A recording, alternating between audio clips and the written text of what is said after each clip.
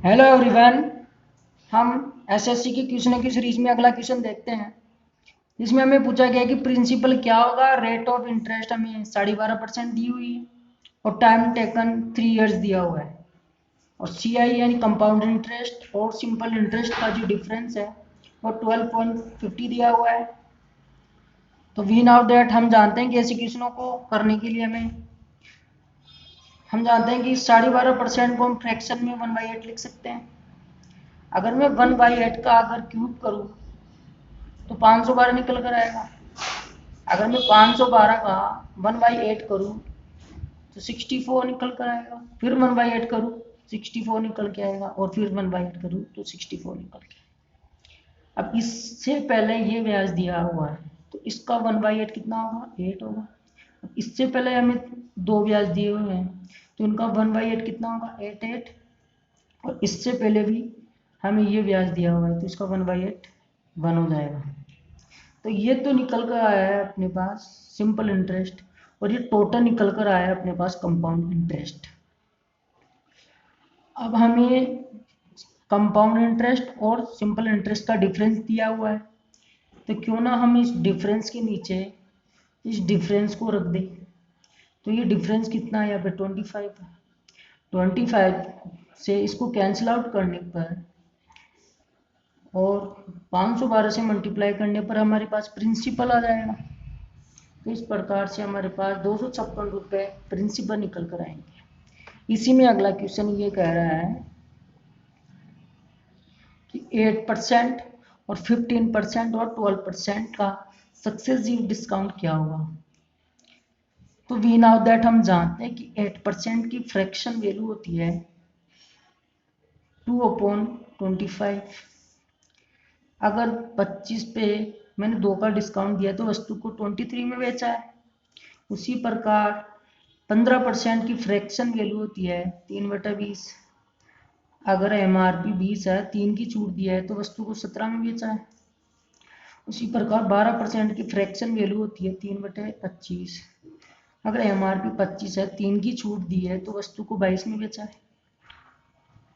MRP को multiply करने पर ये वैल्यू निकल कर आएगी और सेलिंग प्राइस को मल्टीप्लाई करने पर ये वैल्यू निकल कर आएगी। इन दोनों का डिफरेंस ही तो डिस्काउंट होता है तो इन दोनों का डिफरेंस 3898 निकल कर आया। इतने का डिस्काउंट दिया है हमने एमआरपी पर इंटू 100 करने पर परसेंटेज में वैल्यू निकल कर आ जाएगी तो 31.184 निकल कर आ जाएगा। इसी में अगला क्वेश्चन है कि x² माइनस का 5x प्लस 1 दिया हुआ है इक्वल है 0 की। देन फाइंड आउट हमें ये फाइंड आउट करना है कि x⁴ प्लस 1/x⁴ को डिवाइड करने पर x² प्लस 1/x से क्या होगा। तो we now that x² minus 5x plus 1 equal to 0 है। अगर मैं इस पूरी इक्वेशन में अगर x का डिवाइड कर दूं तो x माइनस 5 प्लस 1/x निकल कर आएगा। x प्लस 1/x को इधर लाने पर ये इधर चला जाएगा माइनस का तो ये पॉजिटिव निकल कर आएगा 5 का। अगर मैं इसमें ऊपर और नीचे x का डिवाइड करूं तो x³ प्लस 1/x³ निकल कर आएगा और नीचे x प्लस 1/x निकल कर आएगा। तो x³ प्लस 1/x³ की वैल्यू क्या होती है। इसका क्यूब करने पर 5 का क्यूब 125 होता है। इसका क्यूब करने पर इसमें से इसका 3 टाइम्स अगर माइनस कर दूं तो 110 निकल कर आएगा और x प्लस 1/x की वैल्यू दे रखी है 5। तो 110 में अगर 5 का डिवाइड करूं तो 22 निकल कर आएगा।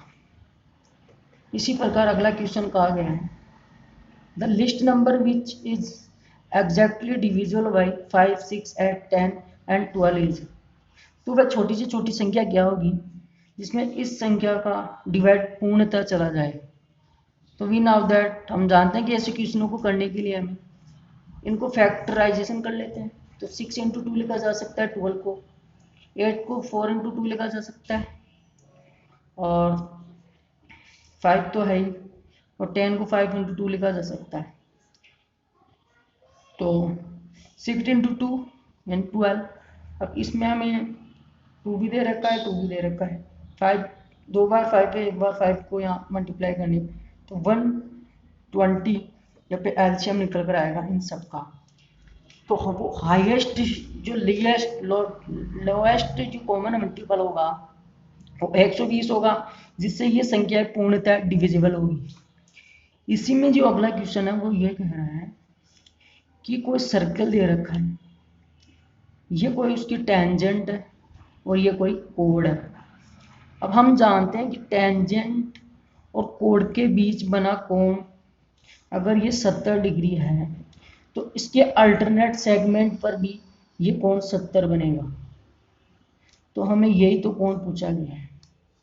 इस क्वेश्चन में हमें यह कहा गया है कि टेंजेंट और कोड के बीच बना कोण ये अगर 70 डिग्री है तो इसके अल्टरनेट सेगमेंट पर कौन सा कोण बनेगा, तो इसके अल्टरनेट सेगमेंट पर भी कोण 70 ही बनेगा। Hello everyone, thank you.